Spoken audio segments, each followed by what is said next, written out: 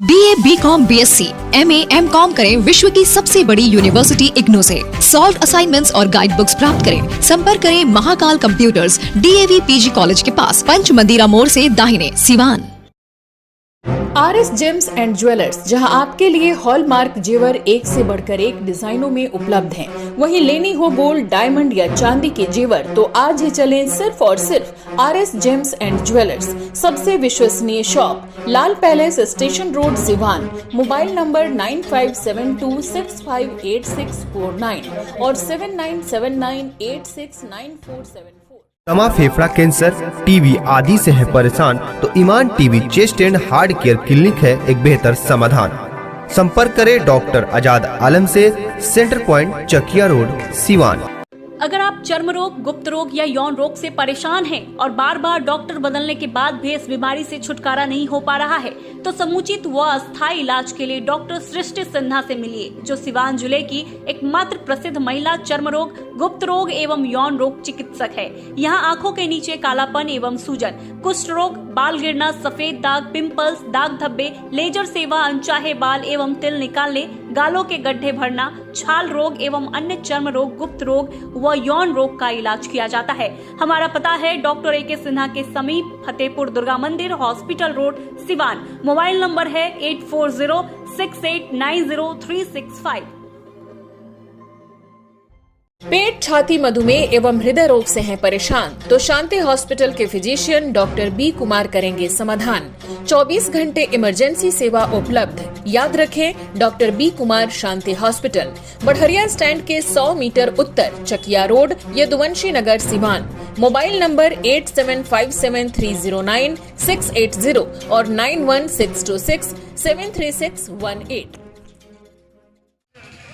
नमस्कार, ATN live में आपका स्वागत है और मैं कैलाश कश्यप एक नई खबर के साथ आपके सामने मौजूद हूँ।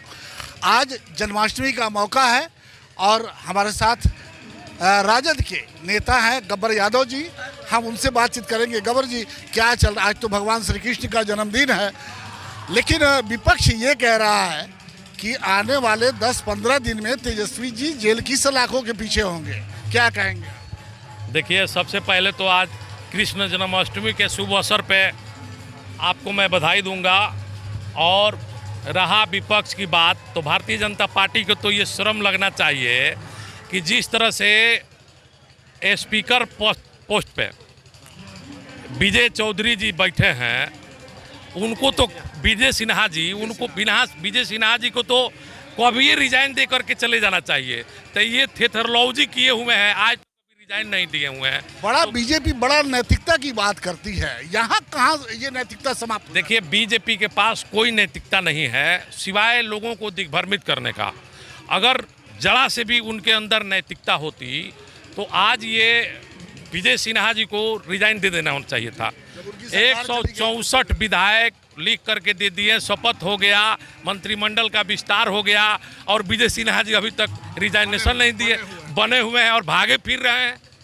कुर्सी ऐसी होती है, कुर्सी का मोह बड़ा ये होता है। तो इससे साबित होता है कि बीजेपी की क्या नैतिकता है और क्या सोच है। बहुत गिरे हुए ये सोच है और नैतिकता है, इसलिए उनको रिजाइन दे देना चाहिए।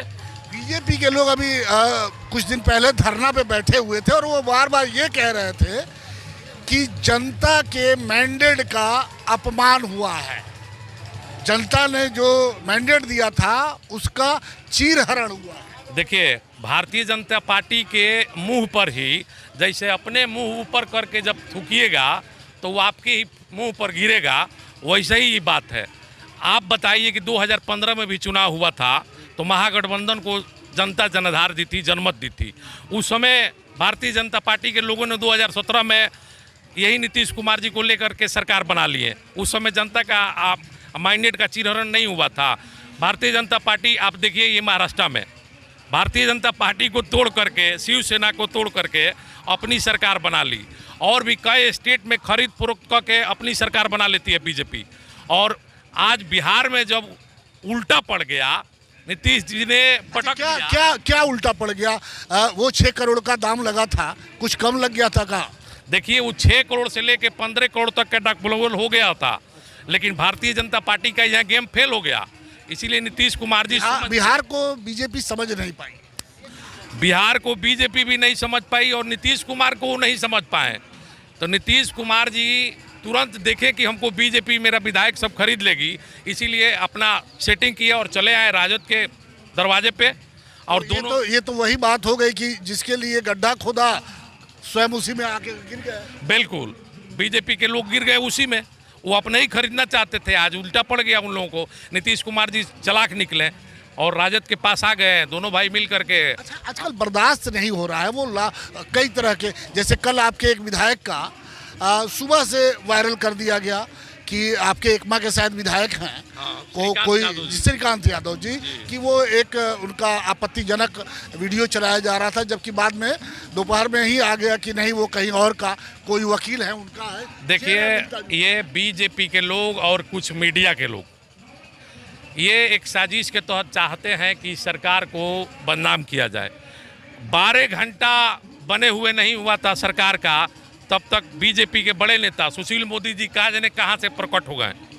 जब बिहार में बाढ़ आपदा आता है तो नहीं नजर आते हैं और प्रकट होकर और 12 ही घंटे में पूछने लगे कि 10 लाख लोगों का रोजगार कम मिलेगा। अरे तो अब तो 20 लाख की बात आ गई है। उनको तो शर्म लगना चाहिए कि 12 घंटा पहले तक तो आपकी सरकार थी तो आपने कभी रोजगार की बात नहीं किया, और 12 घंटा में जब आपकी सरकार बदल गई तो आप कहां से आकर रोजगार की बात करने लगे।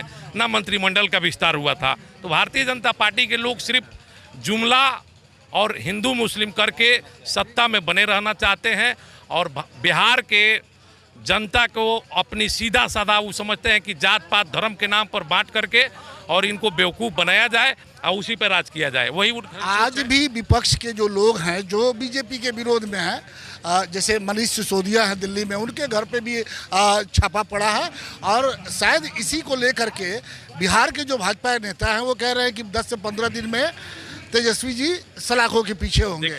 तो क्या आपको नहीं लगता कि सरकारी मशीनरी का दुरुपयोग किया हो रहा है? यही बात मैं प्रतिरोध मार्च के दिन जब सिवान में हम लोग झंडा लेकर राजद के सड़कों पर थे महंगाई के विरोध, मैंने उस दिन भी आप लोगों के मीडिया के माध्यम से मांग किया था ईडी और सीबीआई से कि क्या सिर्फ राजद और कांग्रेस माले और तृणमूल कांग्रेस के और आम आदमी पार्टी के ही नेताओं की जांच होगी या कि भारतीय जनता पार्टी के भी लोगों का जांच होगा।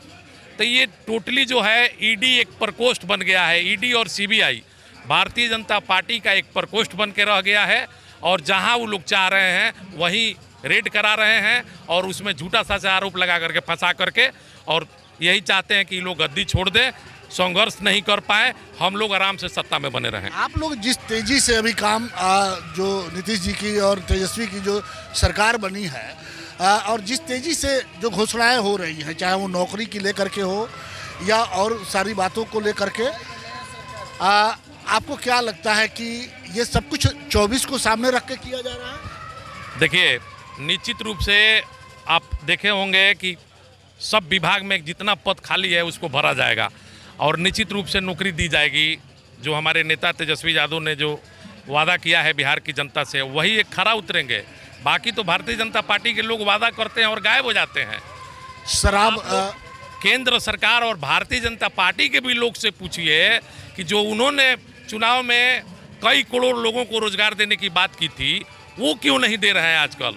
हम लोग तो वादा कर दिए, उस पर काम शुरू हो गया है। क्या शराबबंदी पर समीक्षा हो सकती है? चूंकि बिहार को चलाने के लिए यहाँ कोई साधन नहीं है तो पैसा चाहिए। आपने 10 की नहीं 20 लाख की नौकरी की बात की है तो उसको भी पैसा चाहिए। वो भी 20 लाख लोगों को जब आप नौकरी दीजिएगा तो उनको तनख्वाह देना होगा। क्या शराब नीति पे कोई समीक्षा होगी, सरकार करेगी? देखिए, हमसे पूछा जाए तो व्यक्तिगत आप ही से पूछ रहे हैं। व्यक्तिगत ये मेरा राय है और पार्टी की तरफ से एक बिहार के लड़के के नाम। व्यक्तिगत ये मेरा राय है और पार्टी की तरफ से भी मेरा राय है कि निश्चित रूप से समीक्षा होना चाहिए, क्योंकि गरीब गुरबा लोग जेल में पड़े हुए हैं। जेल का कैपेसिटी है 500 और वहाँ लोग 1500-1400 उस जेल के अंदर हैं। ये खाने पीने का मेनू में आता है शराब। इस पर निश्चित रूप से हमारे मुख्यमंत्री जी को विचार करना चाहिए। तो क्या ये माना जाए कि अगर शराबबंदी कानून पे कोई समीक्षा बैठक होती है, उस पर कोई फैसला होता है, तो जो शराबबंदी के नाम पे जो लोग जेल में बंद हैं और वो सारे गरीब लोग हैं, कोई उसमें अमीर बंद नहीं है, क्या उनको एक सरकार, आपकी जो सरकार है, वो एक माफ़ीनामा देते हुए उनको बाहर कर लेगी?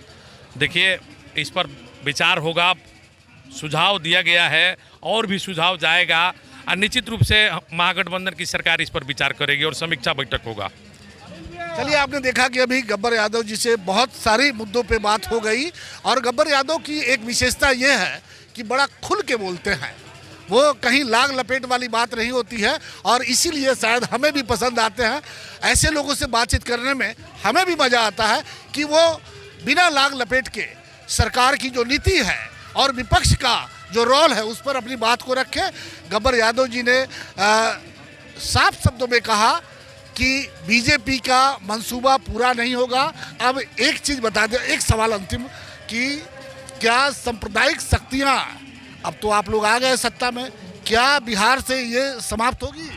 बिहार से नहीं, पूरे देश से सांप्रदायिक शक्ति का 24 में सफाया हो जाएगा, बिल्कुल निश्चित। चलिए, अब इसके बाद कुछ पूछने की ज़रूरत नहीं पड़ती है और कुछ कहने की भी ज़रूरत नहीं पड़ती है। ये भारत अनेक विविधताओं का देश है। यहाँ हिंदू, मुस्लिम, सिख, ईसाई सभी लोग एक साथ रहते हैं। ये कोई धर्म संप्रदाय का ये देश नहीं है और बिल्कुल ये धीरे धीरे भारत के लोग समझ भी रहे हैं। तो आने वाला अब जो 2024 का चुनाव है, जिसको लेकर के सारे राजनीतिक दल अभी से तैयारी में लगे हुए हैं, ये आने वाला वक्त बताएगा कि जनता का जो मिजाज है वो किस करवट बैठता है। एम्स नई दिल्ली व सफदरजंग नई दिल्ली के सीनियर डॉक्टर अब आपके शहर सिवान में। डॉक्टर उमेश, नवजात एवं शिशु रोग विशेषज्ञ, चिकित्सा पदाधिकारी, सदर हॉस्पिटल सिवान। डॉक्टर उमेश जो आपके बच्चों का कर रहे कुशल व बेहतरीन इलाज। सुशीला देवी हॉस्पिटल, डॉक्टर उर्मिला अखौरी के सामने, hospital road Siwan. Mobile number 9199720654 और 7250722154। अस्सलामुअलैकुम रहमतुल्लाहि व बरकातुहू। बिहार के शहर सीवान में शाहीन ग्रुप ऑफ इंस्टीट्यूशन की ब्रांच का आगाज़ अमल में आ चुका है और अब सीवान में शाहीन बीदर का डिसिप्लिन, कल्चर, सिस्टम, पैटर्न वहाँ पर स्टूडेंट्स के लिए मिलेगा। सीवान और उसके आतराफ़ के पेरेंट्स इससे भरपूर मुस्तफ़ीद हो सकते हैं। शाहीन का सिस्टम चलेगा, शाहीन का पैटर्न रहेगा, यहीं किससे गाइडेंस रहेगी, यहाँ एक्टिविटीज़, मॉक टेस्ट वगैरह मुकम्मल शाहीन बीदर की निगरानी में वहाँ होगा। और सीवान में 9 से 12 तक के बच्चों के लिए, बॉयज़ और गर्ल्स के लिए अलहदा अखामती इंतज़ामात के साथ शुरुआत की गई हैं। मैं तमाम पेरेंट्स से ख्वाहिश करता हूँ कि इसका भरपूर। पेट, छाती, मधुमेह एवं हृदय रोग से हैं परेशान तो शांति हॉस्पिटल के फिजिशियन डॉक्टर बी कुमार करेंगे समाधान। 24 घंटे इमरजेंसी सेवा उपलब्ध। याद रखें, doctor B Kumar, Shanti hospital, Barhariya stand के 100 मीटर उत्तर, Chakiya road, Yaduvanshi Nagar, Siwan. Mobile number 8757309680 और 9162673618।